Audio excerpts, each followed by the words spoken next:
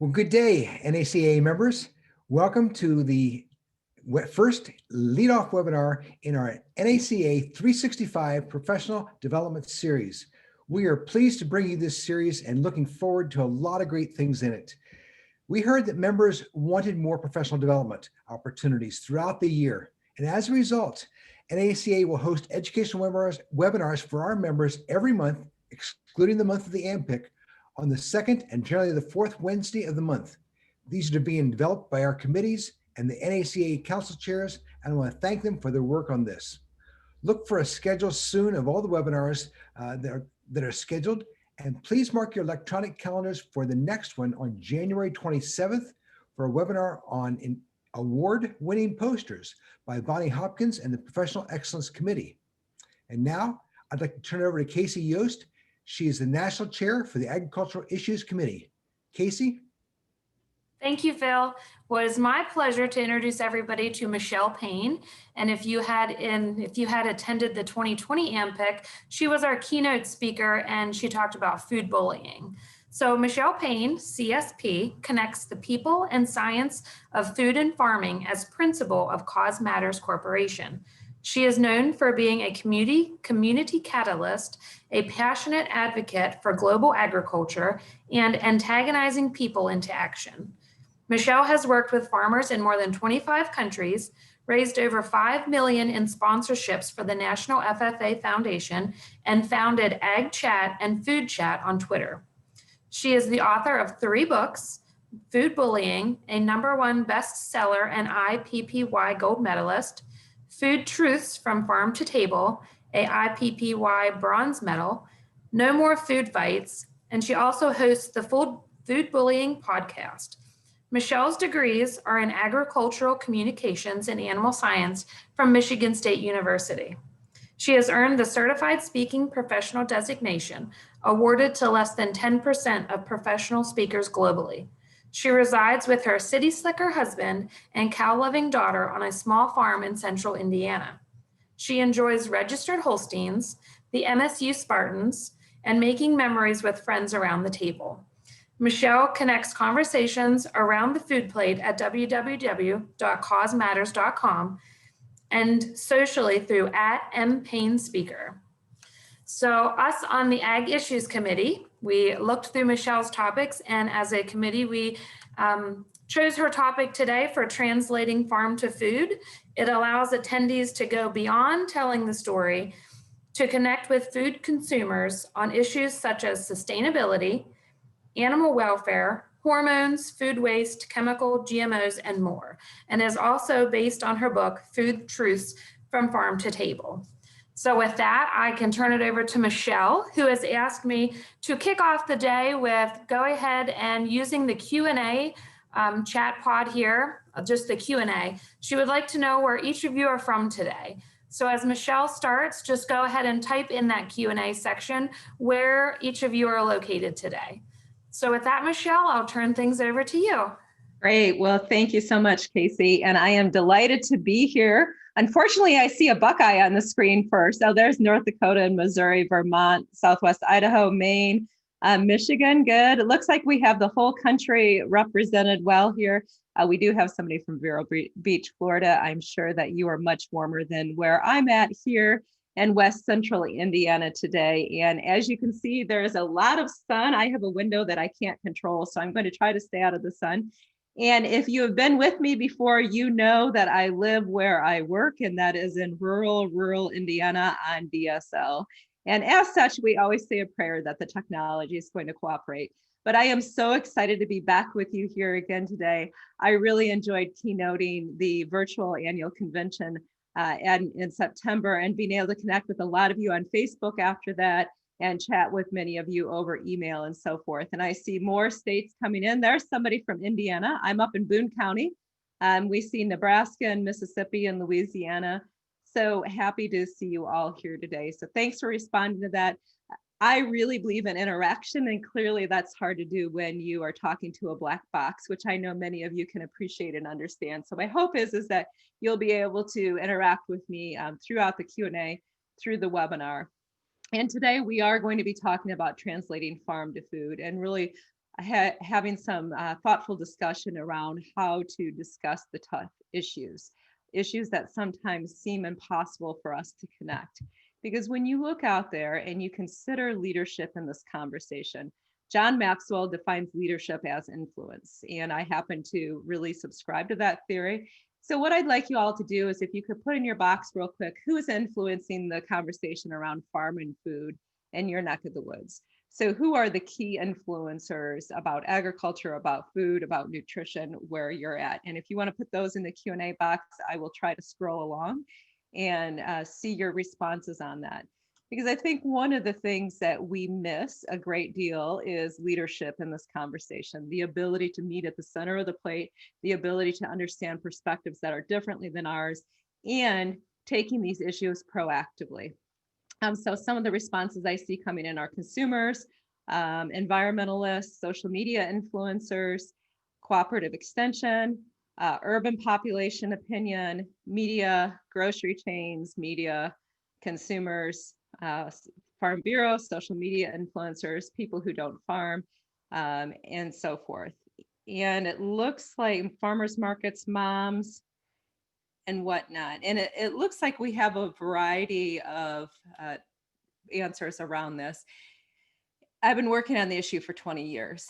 And as much as I love agriculture, I don't think we can honestly say that we're leading this conversation proactively. Do we have different organizations that are effective like Extension? Certainly we do. Do we have others that are effective in lobbying? Yes, we do. But the challenge that we have is getting out to the population, where 98.5% of the population isn't on a farm or ranch.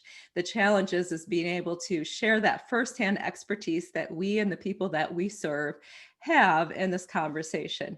And when you consider the images that have happened over the last 10, 20 years, and you put yourself in the shoes of the typical consumer who's not been on a farm or ranch in 5 years, and you think about these images, how do you feel?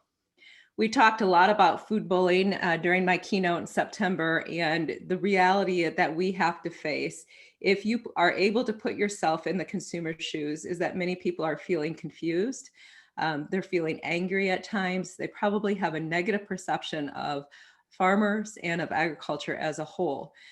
Because they've been given incorrect information from a number of activist organizations, media influencers, and oftentimes agriculture does not respond until the issues arise. So rather than perhaps approaching some of these conversations proactively, we wait to react.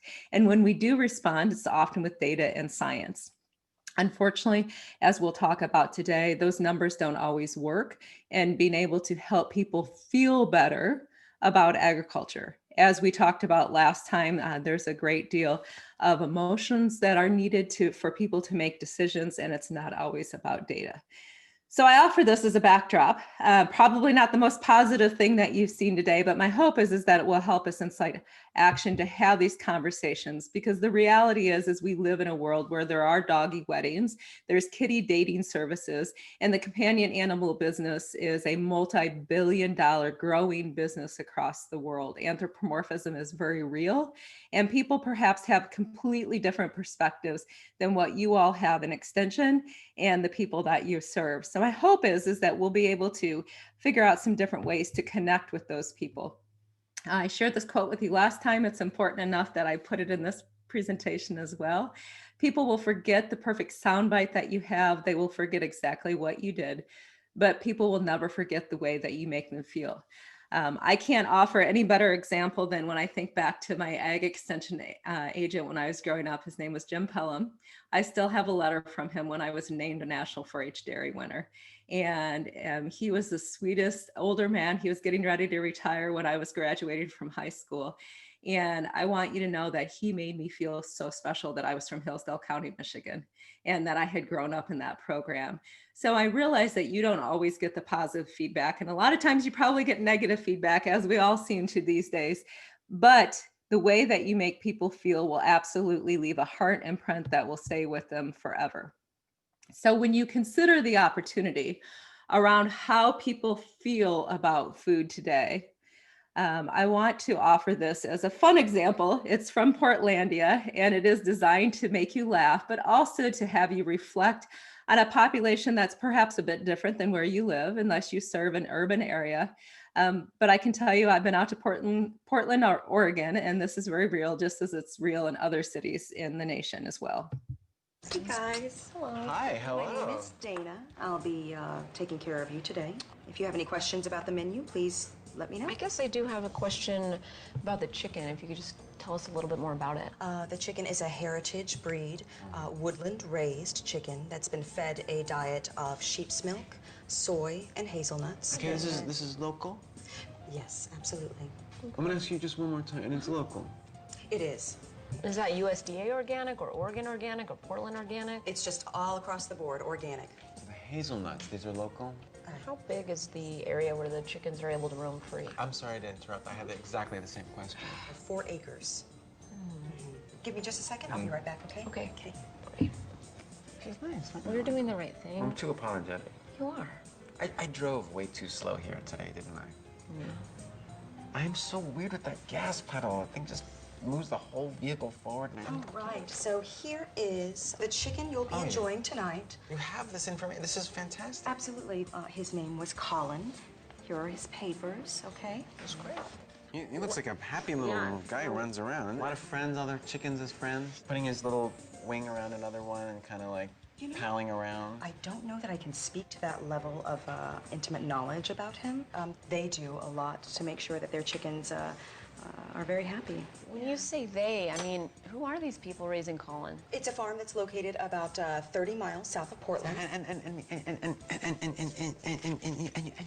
you feel, like you have a good relationship with this farm? We I don't do. mean- but is that some guy on a yacht who lives in Miami? Oh, who's goodness, just no. saying that he's organic? It tears at the core of my being the idea of someone just cashing in on a trend like organic. No, I know the type, no. Yeah. Tell you what, we're gonna go check it out if you don't mind. Just if you could hold our seats. Oh, now?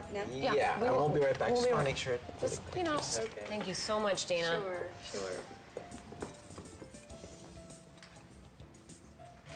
Don't you like to know that your chicken was named Colin and that he pals around with other chickens before you eat him? Like I said, maybe you think this is ridiculous, but that's okay. Tell me through the Q&A box, what are the critical issues that you heard them talk about? What are the hot button topics, the points of passion that they have? Where are their interests, their concerns, and their priorities? So if you want to go ahead and put your ideas around that in the Q&A box. Local came in, and yes, that clearly was a very prioritized one. How Colin was raised, organic, local, free range, humane treatment of animals, local, organic, free range, animal welfare, humanization of the chicken, which is known as anthropomorphization. If you're not aware, you say that 3 times fast. How it was raised, animal welfare, how local is local, the diet, who raised it. Tracy. So Tracy nailed the number one question, and it's the one that most people miss when I put this in my presentations. And the question is, who are these people that are raising Colin? That's our opportunity, because you see, we live in a time during a global pandemic where we've actually seen trust in farmers increase, respect for farmers increase, and trust for celebrities decrease. That's an exciting opportunity for us. And I think it's important that we step back and we hear some of the issues. The issues that are in that are all of those that you had mentioned, as well as sustainability. And yes, Jean, you are correct. People want to know their farmers. They want to know the stories behind their food, but that does not mean that they need to be educated. Now, I know that I'm working with a group of extension educators, to use the new terminology, so I probably better tread lightly here. However, when it comes to the conversation around farm and food, people are not necessarily looking to be educated. They're looking to feel good. Think about how most people will approach it. If you walked onto a farm, as an example, so I'm going to use Jean because I know Jean. Jean, if you walked onto a farm that, let's say, had 500 acres of vegetables, and you walked on there and you said, "Hey, I'm here to educate you because you don't know what you're doing." I think we all know what the response would be from a farmer, right? And that's true regardless of the commodity or the location. What people want to do is have the conversation. And the same is true with consumers. It's about having the conversation. It is not about educating. Agriculture is very, very good at standing up and saying, "I am agriculture. I know all. Let me educate you." How's it worked for us? Obviously not too well, given the number of issues that are out there. And so I would encourage you all to think about this from conversation. And this is true regardless of whether you're talking about farm size. I don't care if you're working with someone who ranches 10,000 acres or somebody who has a hydroponic operation on 1 acre. I don't care if they're organic or conventional. I don't care if they're animal or crop agriculture. What I care about is that we're having positive, productive conversations rather than approaching it as an education. Because to call back on what we talked about around food bullying is this cycle. We have the cycle that starts with the disconnect, that leads to the distrust, and then there's the fear of the unknown, and the bullies are preying on the fear. And I know we have states from one end of the country to the other that are represented here today. I also know that you've likely seen this in action. So my question is what can you do to really help with the disconnect so that we can continue to build trust? And I believe extension is a critical part in that as you get out there and you work with farmers and you can help them more effectively tell their story. There's no shortage of issues. So when I wrote Food Truths from Farm to Table, I came up with 25 different food truths, basically represented the biggest issues in agriculture from a consumer standpoint. The only one that is missing at the time that I wrote the book was labor, because I simply couldn't get all the labor issues in a book about food. And if you look down the list, they are written in a very specific way. This book has 155 citations in it because I really wanted it to be a consumer-facing book that was also used by dietitians and healthcare professionals. And I wrote these food truths, and they're just examples. I'm not saying this is the only way to do it, but I wrote these food truths to try to help people take a different look at some of the issues. For example, organic farming is about production methods, not nutritional value. Or number 10 is one of my favorites, and it was the hardest one and the final one that I wrote, and that genes are the coolest ingredient on your plate. We'll talk a little bit more about that one, just as we talked about last time, but also going down and talking about things such as convenience and helping people feel okay that convenience is just reality. It's not always wrong or right. And helping people understand that obviously food costs are a shared concern, that soil is a farm's greatest asset, and the like. So my question to all of you, if we could go ahead and get our poll up here, is which issues create the most concern amongst consumers in your experience? And if you want to go ahead and select 3 of those, that would be great. Chemicals, GMOs, animal welfare, antibiotics, farm size, hormones, local food, organic or conventional, and then others. And if you want to put other in the Q&A box, what your thought is around that, that would be great. Because one of the things that we have to understand, whether we like it or not, and regardless of what side of the debate we are on, is that choice is essential to consumers. As a mom, I don't believe that anyone, including a farmer or an extension agent, has a right to be educating me about buying food. I believe that I have the opportunity to make nutrition choices for my family as I best see fit. As a registered Holstein breeder, I also don't believe that anybody needs to be dictating to me what I do out in the barn and how I care for those animals, as long as they are under appropriate care. And the challenge that we have is that we seem to have come at a time where everything has to be confrontational. Clearly, what happened in the US Capitol last week is an example of exactly how divisive our society is today. We have to remember that choice is a balancing act and that it's critical for us to look at both sides of that. So a couple other issues that have come up are water quality and price. Yes, of course, that is certainly one that is in there. And while we're waiting for people to finish up, Casey, did we have any questions come in that I've missed? No, I have not seen any yet, Michelle. Okay. Very good. Well, we'll give you just a couple more seconds here to complete your poll. It looks like we've got a fairly good response, and unquestionably, GMOs are going to lead the way as far as what's creating the most concern. It looks like antibiotics and then hormones are coming in. Organic versus conventional is another one, and we'll go ahead and end the poll and share the results. My second screen is over on this side, so that's why I'm looking over here. And you can see that as we talked about, GMOs is our top vote getter, antibiotics, hormones, and then, oh, I think we somehow, okay, I'm not sure what happened to the poll there, but I think when you look at the different issues, animal welfare was up there, organic versus conventional. So we'll go ahead and close that poll. And Scott, if I somehow hit the wrong button to close it out for everybody, if you want to go ahead and close that, that would be great. One of the pieces that were on there was the organic versus conventional. And I know this is a concern for many of you, that you don't want to step on anybody's toes and tread lightly. This is the way that I handle it with the folks that I work with. If I'm going to advocate for your right to grow GMOs and farm 5,000 acres, I'm also going to advocate for my friend's right to farm organically and have a small farm. Because again, it's about choice and it's about what's right for a family. And if agriculture could quit working against each other, we would be so much further ahead in this conversation. And my hope is that this will give you some ideas to positively be able to do that, because it is a challenge. Our greatest strength in agriculture is our independence, and it is our greatest weakness. Quite frankly, we stink at working together. I would say the dairy sector is probably one of the worst at that. And I can say that because I'm a dairy person. But the challenge is to be able to come together and have positive conversations rather than get down in the mire of the different choices that people make. So today we're going to be talking about food being raised the right way. Let me get that closed here. Food being raised the right way by the right people for the right reasons. And it truly is an intersection of head and heart and farm and food.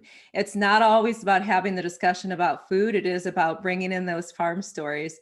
And it's not always the data and the science from the head. It's bringing in the emotions as well. So my hope is that this will give you some different ideas on how to have the conversation. And one of the first things that we can do is talk about how food is raised the right way. I shared the food bullying cycle with you because clearly when people are disconnected, they also buy into distrust, or they have a great deal of distrust. And I think I can safely say today that if somebody came to your door and knocked on your door, you probably would not trust to let them in. So why would a consumer who goes to the grocery store and saw all of those images that we talked about earlier possibly trust a farmer if they've never talked to anyone in agriculture? Why would that mom who's making food choices, who's read the Dirty Dozen list, believe that agriculture is doing the right thing in raising produce? Why would the dad who's trying to figure out whether he should buy organic milk or regular milk trust that dairy farmers are doing the right thing when he saw the latest documentary about a dairy farmer kicking a calf's head? So we need to understand that talking about and demonstrating and showing people how food is raised the right way is the critical first step in this conversation. And where Extension can really do a great job is to talk about why we're using the practices that we do. You don't need to get into politics. You don't need to get into all of the sensationalism. Why do we use the practices that we do? So as an example, when I released Food Truths from Farm to Table, I had an interview on I think it was a radio show out in Santa Barbara, and they were asking me about different practices, and we started talking about animal welfare. And I literally said to the guy, it kind of slipped out of my mouth, but I said to the guy, well, have you ever been bit in the butt when you walk down the street? And he gave pause and he started laughing. He said, no. I said, well, that's why we dock tails in pigs, is because they're carnivores and they like to bite each other. It's purely a reason to be able to protect the animals from themselves. And we so often forget to talk about the why, to demonstrate the why. Just as I had shared last time in the Fairlife example on animal welfare and the cat that we had in our laundry room, talking about why we do this to save our animals. And then also the fact that, yeah, agriculture looks different than it does in the past, but that's called progress. A friend out in Minnesota, actually, in Food Truths from Farm to Table, shared her story of how they used to find dead hogs frozen in the manger and had to go out and break water every day. And the fact that these pigs were often very, very cold And now they live in barn where it's climate controlled and they basically live in a sauna every day. And so being able to help people understand that there are advantages, that yes, we do look different, and to embrace that. And I will tell you that one of the ways we should not be doing that, I feel very strongly, is to be sharing those red barn images with all of the old imagery that we're trying to play off of Charlotte's Web and so forth. I think we need to be proud of the technology that we bring to the table and show that in a positive way, to show how cool drones are and what they can do for monitoring a field, but also to bring in those personal stories about what is, how food is being raised the right way. And I think one of the challenges we have is we don't think about explaining our practices until it's too late, until the latest documentary comes out or until the latest legislation is brought up. And those are stories that can be shown on Instagram. They can be put up on Twitter. Those are the stories that you can share as you're working with your different constituents at meetings. Because the challenge that we have is that there are a lot of different right ways. So I want you all to look at the screen here and tell me what you see. If we were in person, I know that I would be getting a lot of blank stares, and then people eventually getting to the point where they look at me as though I'm crazy. So if you're in the Midwest or any place that grows corn, you see these all over the place. Clearly, they are seed signs. They're seed company signs. We all know that. This seems like a very basic question. Many people start citing that they're GMOs, that they're brands, and so forth. Well, Illinois Farm Families actually did a study a few years ago that showed that consumers in the Chicago area thought that these were real estate signs. And we laughed, but I think it's critical to understand that that kind of makes sense. And they thought that these companies actually owned the fields, to be clear. And when you think about real estate signs, when you think about corporate signage, it kind of makes sense that people would think that these companies own the field. And it's important to look across the plate and be able to understand that that perspective exists. It's different. When I've written my books, all three of them, I tried to take off my agriculture hat.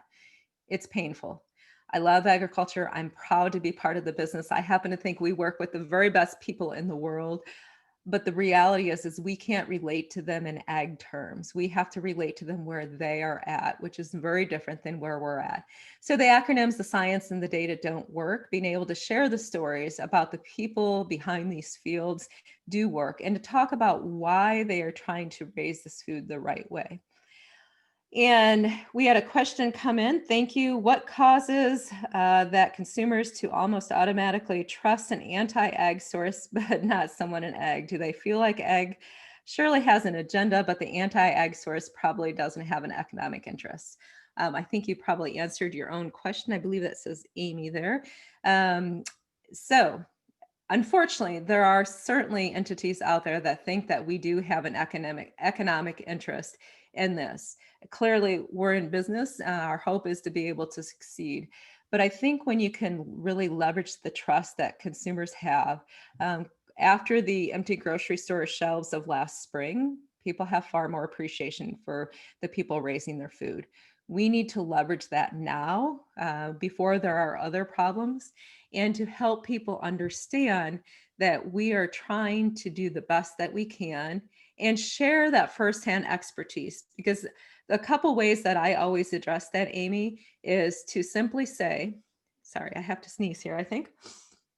I'm not sick, I promise. I always feel like I have to say that this winter.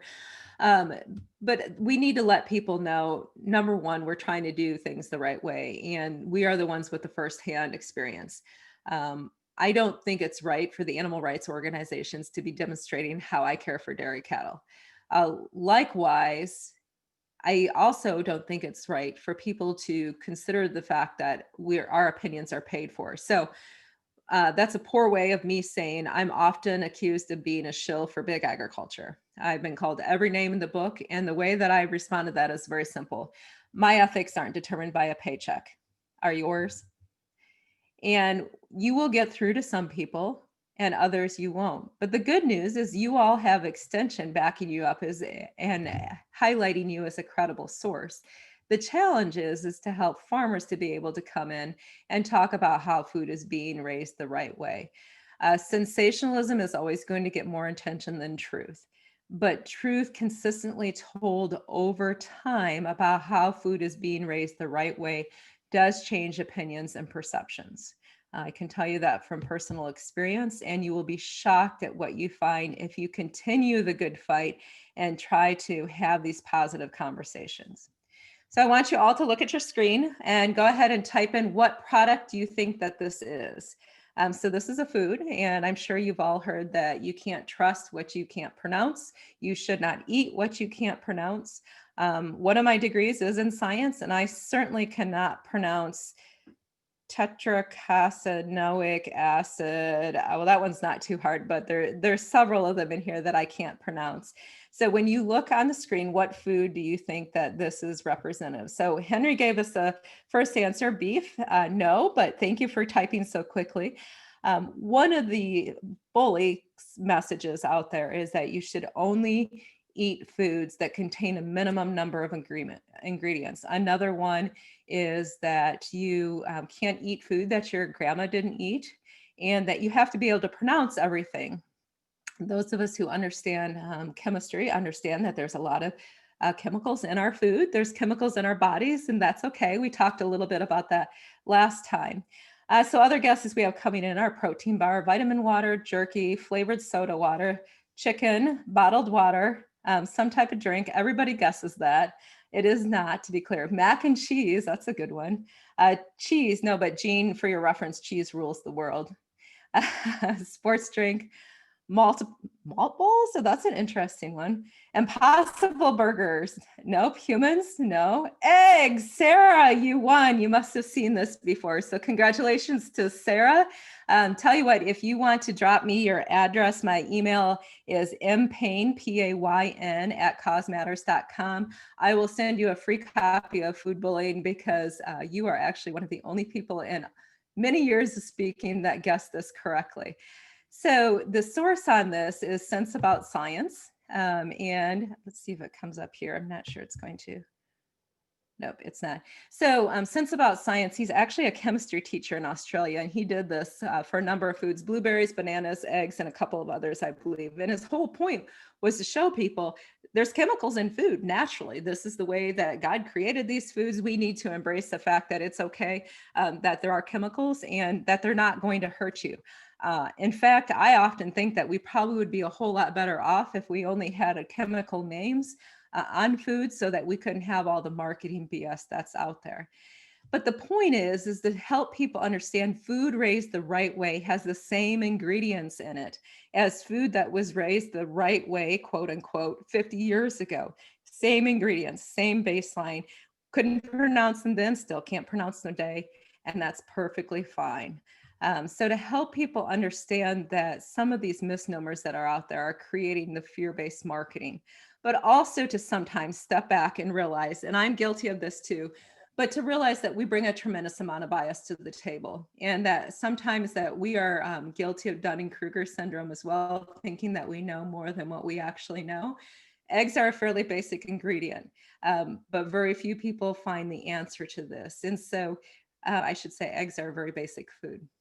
So to remember that we have a lot to learn around this conversation as well, because it's impossible for us to know everything about every topic in agriculture and food. We've already talked a little bit about organic farming. This is one of the most divisive points there are. And here's the deal. I know that all of you are a bit hamstringed by the university that you work for and how you can have this conversation. My hope is that this food truth, organic farming, is about production methods, not nutritional value, will help you.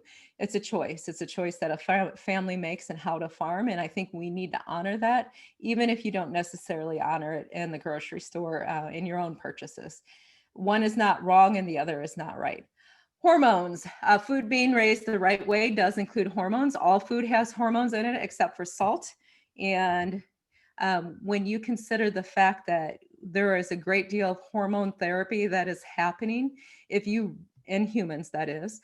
If you really want to have the conversation, you might want to equip yourself with some of the background information on the reproductive hormones that are used in both men and women. The numbers are very damning as far as the amount of hormones that humans are ingesting. And the way that I just approach it is very simple. I take it off of emotional center and I simply say, look, hormones are in everything. Hormones aren't bad. They're the chemical messengers of life. And when I wrote about hormones, it really was difficult for me because I worked in the reproductive physiology laboratory at Michigan State when I was an undergrad. And so I dealt with a variety of hormones, including RBST in its final trials. And I thought hormones were cool. I don't understand why the rest of the world doesn't, but clearly there's that whole pump me up steroid type of imagery that's out there that we have to address. And some of the ways to do that is just to break it down for folks and make it simple. At the end of the day, if I can get my slides to advance here, just give me a second. At the end of the day, we have to be able to remember that it's a very complicated world. It's a world that's complicated by a virus that's wreaked havoc. It's a world that's complicated by craziness in our nation's capital. It's a world that people feel incredibly uncertain and stressed out. People aren't going to remember a lot about us, but we need to be really clear on what we want them to know. What I want people to know is that food is being raised the right way by the right people for the right reasons. And this quote, I want you to take a look here who said this and how many years ago it has been. As much as it pains me to admit it, 1997 was a long time ago. And Steve Jobs actually talked a great deal about how we have to be crystal clear about what people want or what we want people to know. And in today's world, it's even noisier. So my question to you is how you can explain the why of agriculture, why food is raised the right way. And then that brings us to being raised by the right people. This is helping folks see our human connection. And to me, this is really where we can leverage that trust, whether it's through a community connection like Extension and the good works that you all do, or whether it's about a farm's economic impact that shows that there's a multi-million-dollar impact and a number of jobs supported by each farm, or whether it's trying to be able to help other small businesses in the community. The more that we can illustrate, and I do mean illustrate because a picture is literally worth 1,000 words, that food is being raised by the right people, the more positive the conversation turns. If you can do one thing after this webinar, I would hope that you would be able to go home and encourage the agriculture folks in your community that now is the time to be telling this story more than ever and to paint that human connection, because it's a story that many people miss as we continue to have the data and the proof. And I want to be crystal clear here. I love science. I believe in science. I support science. One of my degrees is in science, but science isn't sexy. Science doesn't sell. And if we continue puking science on people's shoes, they're going to run away. So I'm going to put up a quick video here that will hopefully illustrate that a bit more for you. If you've spent any time on Earth, you might have noticed that humans are not the most rational of creatures. We make decisions based mostly on emotions instead of facts, and a lot of times we're guided by tribal instinct. Part of the problem is that the human brain evolved to help us survive, and not necessarily to help us be factually accurate. So we often respond better to social and tribal dynamics than to intellectual analysis. For example, if someone's tribe believes that Obama is a secret Muslim born in Kenya, that person probably thinks the hard proof of his US birth certificate is fake. That conclusion is neither rational nor accurate. But from a tribal perspective, it makes sense. It's safer to agree with your tribe and stay united ideologically, even if you're wrong about the facts, than to disagree and isolate yourself. Another part of the problem is that our brain is constantly protecting our worldview and sense of identity. So when our worldview is challenged, that same part of the brain that processes physical danger gets activated. This is why people sometimes react so aggressively to information that proves them wrong. And this is why it's often so hard to have an intelligent political debate. Several studies have also shown that there is a backfire effect that happens when people encounter facts that contradict their current beliefs. They actually become more convinced of their original ideas. So fighting ignorance with facts is like fighting a grease fire with water. It seems like it should work, but it actually just makes the whole thing worse. Lastly, there's the problem of lack of empathy.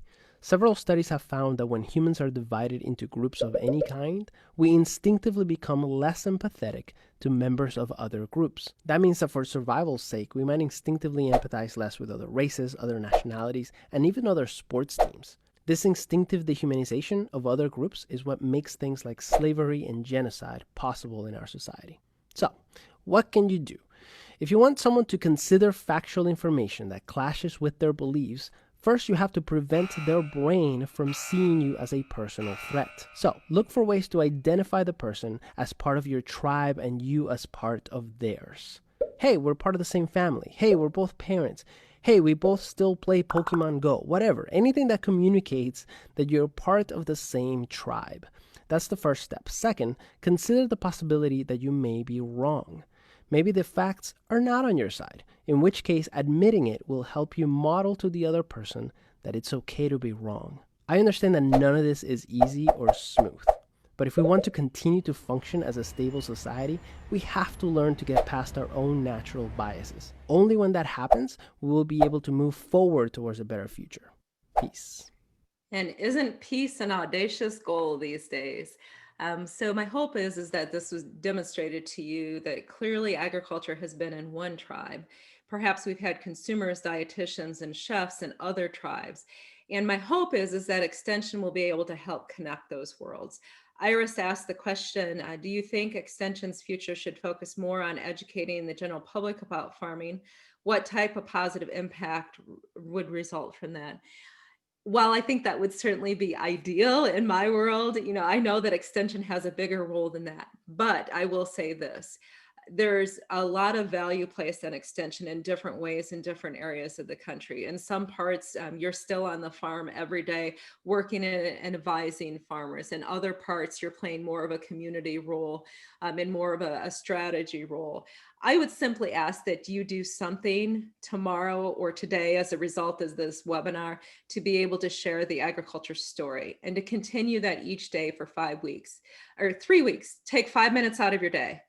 Because clearly after 3 weeks, a habit is formed. And how can you reach out to the non-agriculture public, whether that's school children, whether it's the media, whether it's consumers on Instagram, or whether it's tweeting something out. Being able to connect with them to share that story is critical. So I had shared a little bit about my own personal story in the last program that I did for you all, and I just wanted to put this image up here. This is Bambi and 9-year-old Michelle taken at our neighbor's yard because I was the very proud owner of my first heifer as a 9-year-old. Isn't she cute? And Bambi grew into a very stubborn show heifer and cow. And I can tell you that what I learned on that farm, as I said last time, has been carried with me through my entire life. I learned entrepreneurship by buying a heifer for $7,000 when I was 12 years old. I learned time management through way too many 4-H projects. I learned the power of community at our county fair. Perseverance through picking stones in the sandy loam soils of southern Michigan. If you've never picked stones and baled hay, you haven't lived. I'll just leave it at that. And I also learned a lot of hard lessons through my life. The day that I received one of the worst phone calls came after I had moved back to the Midwest to work for the National FFA Foundation and raise money.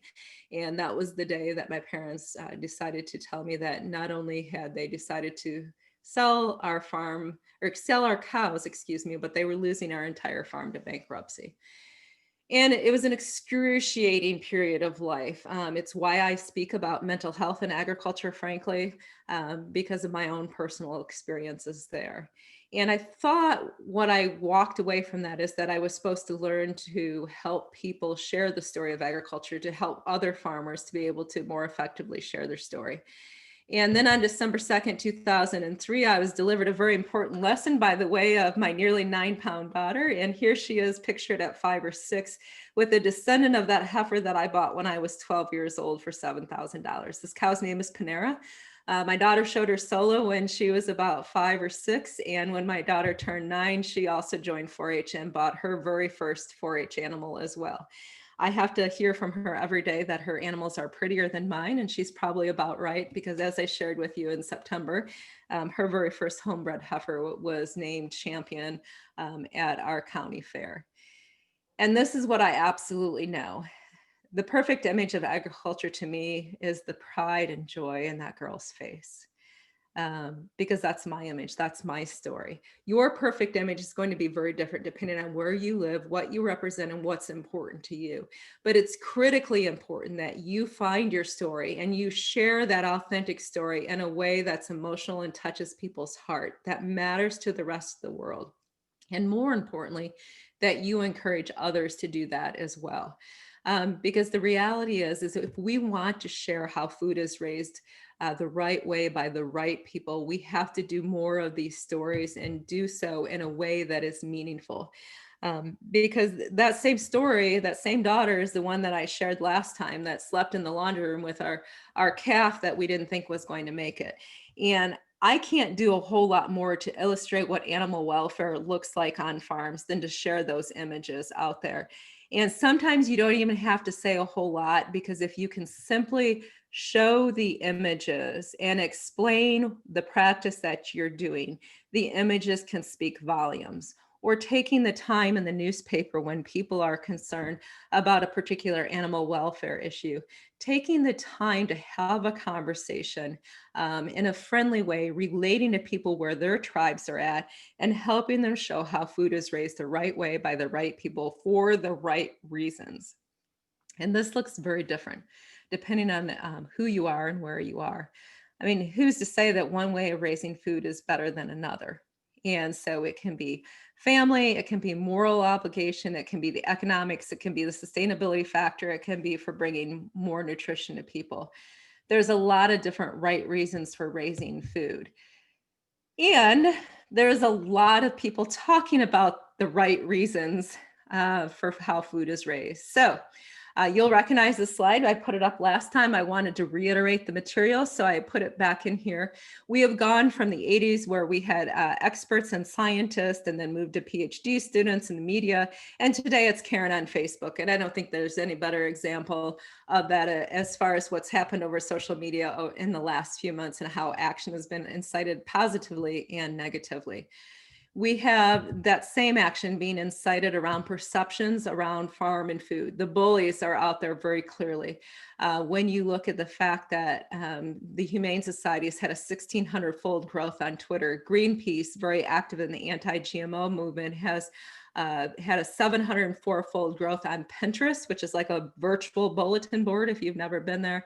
People eating tasty animals, as I like to refer to them, has grown 619-fold on Facebook. And Sierra Club, which is active in the upper Midwest, has a 21-fold growth on YouTube. Do you think they are talking about the right reasons food is being grown?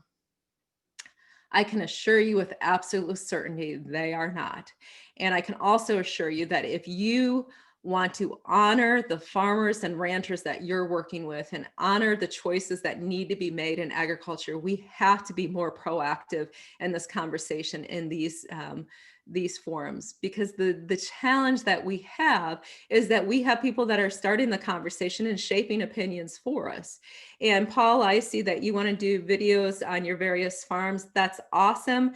And feature them on your Facebook page. Those are the types of things that we need to do. And the challenge that we all have is to remember to take the time to do it, because the conversation is being had without us or not. Amy wanted to point out here, when we interact with youth audiences, besides the fact that they're youth and may or may not have been involved in production ag, but are in 4-H or FFA, are there generational tendencies that should change how we interact with these audiences? Number one, show how cool agriculture is. That's the first and foremost thing. I've been a 25 plus year 4-H leader. I volunteer with FFA, and I think the more that you can do to demonstrate the breadth of jobs that are out there in agriculture, and that is a really cool business. And to illustrate at a time when we've gone through a global pandemic, that agriculture is still there consistently, day after day, persevering, providing food. That's an honorable occupation, one that very few others have. But also to help them see that if they love agriculture, that this business needs them. And it can be a very different conversation to have. And as far as generational tendencies, millennial and younger want the stories of food. They will change their mind around different social good decisions, if you will. So companies that are doing social good and whatnot, but they love the stories. And obviously social's even bigger to that audience than it is to others. So talking about food being raised the right way, somebody could look at this image of a calf in a hutch and think they're in jail. And what I do when I talk about calf care is it's very simple. Calves are mean little creatures that love to bang on their mom's udder. As a woman who is breastfed, I can tell you how painful that is. But more importantly, the reason why we take calves away from their mother cow is because of the fact that we can monitor the exact nutrition that they're getting. We have a calf who's less than a month old out in the barn. I know exactly what she's getting every day, how much food she's consuming, and I'm able to protect her from animals that are larger than her, predators, and control her environment more effectively. And that is not a particular good way of being able to share the story. But what I've done, if you go to Payne Speaker on Instagram or Facebook or LinkedIn or Twitter, is we regularly will share images and talk about why we care for our animals the way that we do. I also talk about why other farmers care for the animal the way that they do, because I think it's really essential to tell more than just my own story with the platform that I have. And I would suggest with the platform that you have as an ag agent, it's critical for you to be able to share those stories. Very good. Amanda, thank you for sharing that. Amanda said, repeatedly when we do 4-H farm tours and tours with agricultural companies, their attitudes towards working in agriculture and trusting more in the companies in our area increases. Exactly. You trust what you know and you don't trust what you don't know. We spent a fair amount of time talking about GMOs the last time.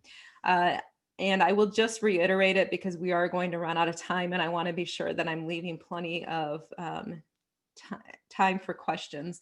And I will leave it at this.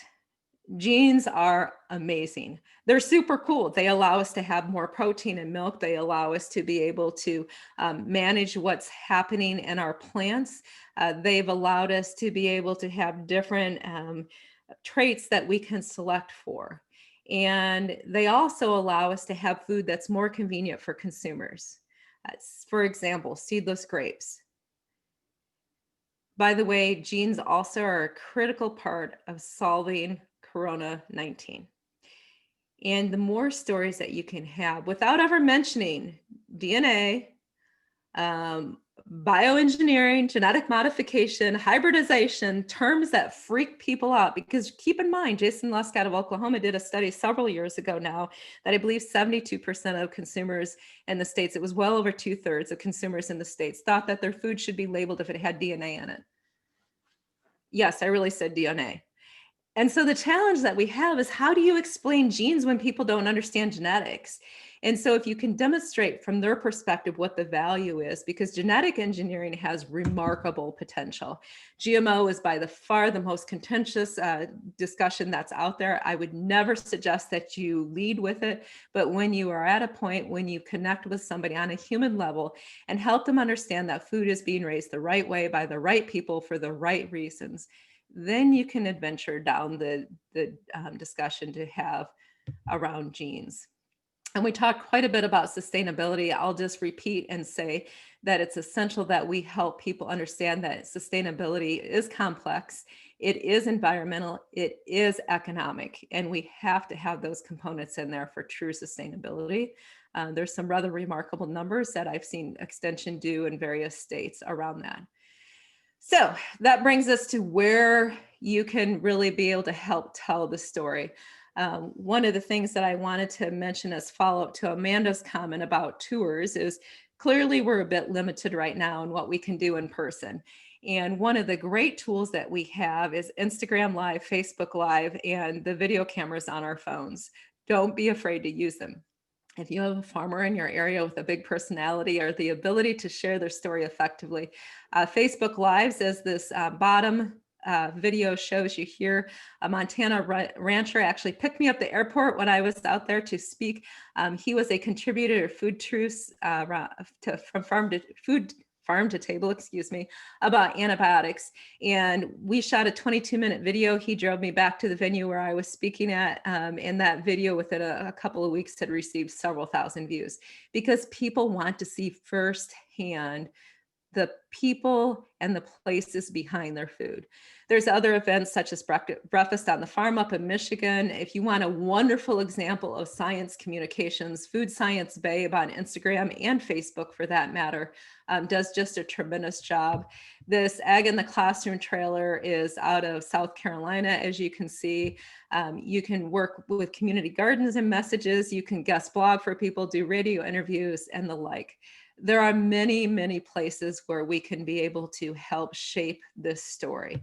The challenge that we have is that we need to reach across the plate and be able to connect with people. And maybe a handshake isn't reality today, but we need to be able to help people see that there are the right people across the plate that are raising their food. And as I had told you last time, the best image of agriculture is you. If you want leadership to be able to shape our future, take a look in the mirror. And as the formerly homeless mom out of Massachusetts had shared with me, real people are being harmed as the cost of our food is being manipulated by special interest groups. We need you to share agriculture's story, if for no other reason than to keep food prices down for those who need it. And clearly in 2021, we know that there's a growing segment of the population who lives in food insecurity in our own country. So my hope is, and if you want to type any questions in here at this point, this is a great time to, I'm hoping that I got them all.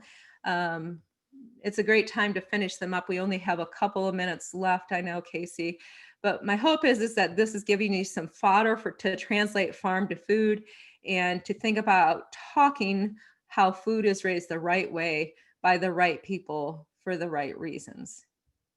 Agriculture is not always right, but we can certainly be right in being able to share our more authentic story and helping to grow people's understanding.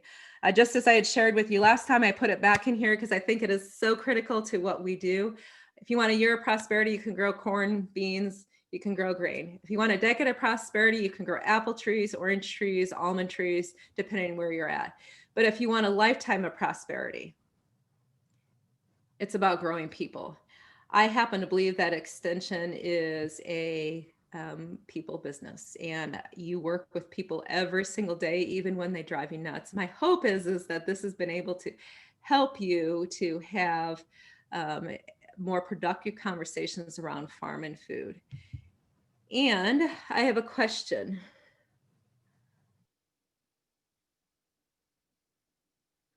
All right, I have experienced a disconnect even in cooperative extension disciplines, especially with family consumer sciences, who are still spreading wrong information when it comes to agriculture products and the health facts. Michele, what are your thoughts on how you would recommend we reach these other disciplines in educating their consumers properly? It is greatly needed, in my opinion. Yes, it is. So Food Truths from Farm to Table, which is right here with the book that I mentioned with the 155 citations in it, was written that way because I target dietitians in my work. And I actually just talked with a family consumer sciences extension educator the other day who is a registered dietitian nutritionist. I understand the concern. I would approach it, one, from friendly conversation. Two, I would continue to share through social media and your agriculture extension messages what the proper information is. And three, at some point when you're feeling brave, ask them why. And do so in a nice way. Sometimes people don't know what they don't know. And we need to be gentle with those folks and show grace. So my hope is, how can we have a conversation with organic producers that are downing other production styles? That is a bit of a challenge, for sure. And likewise, I will tell you that sometimes conventional producers bully others. If you are comfortable, the question that I would suggest that you ask face to face, and I think it can only be done face to face, is how do you think consumer trust is in agriculture when there's negative claims being made about others in agriculture? So, for example, this is the way that I do it. You'll have to find your own way. A farmer is a farmer is a farmer. When one is damned, we're all damned. When one is trusted, we're all trusted. And the more that we can help each other understand and be held accountable to that, the more the trust continues to grow. We are on a precarious slope in agriculture of bullying each other. I, for one, believe that it requires thought leaders to stop that. And my hope is that extension is part of that. It's not an easy road, but it is a necessary one. So with that, Casey, I'm officially 2 minutes over. Apologies. I will be glad to continue answering questions and dialoguing with people. Real quick, I forgot to mention, sorry. If you're interested in advanced advocacy training, I do have a small group workshop coming up. You can learn more at my website or just email me. It's called Table Talk. I would love to have more extension folks in it. I've had people like Jeremy on in the past and others and so forth, but email me, connect with me. It has been my great honor and pleasure. Casey, Phil, did I miss anything as far as questions and whatnot? No, just a couple of thank yous coming in, but you had got all the questions that I had seen come through. So thanks again, Michelle. Great. Well, thank you. Michelle, I again say that was great. Thank you very much. And for our members, thank you for joining us today. I hope that you not only enjoyed it, but profited by this presentation, and will take up the challenge that Michelle laid on you. She talked about doing something today or tomorrow, and to be an advocate for agriculture, and to do that for 3 weeks, so it becomes a habit. And I also want to let you know that this webinar is being recorded and will be available on the NACA YouTube website. So the YouTube channel, excuse me. And we'll be looking for feedback from you. So please keep your eyes open for a request for your perspectives. And I hope to see you all next time. That'll be January 27. That will be about award-winning posters. Tell your colleagues about it, and remember to pre-register. Look for the schedule coming soon. Thanks again, and have a great day. Thank you.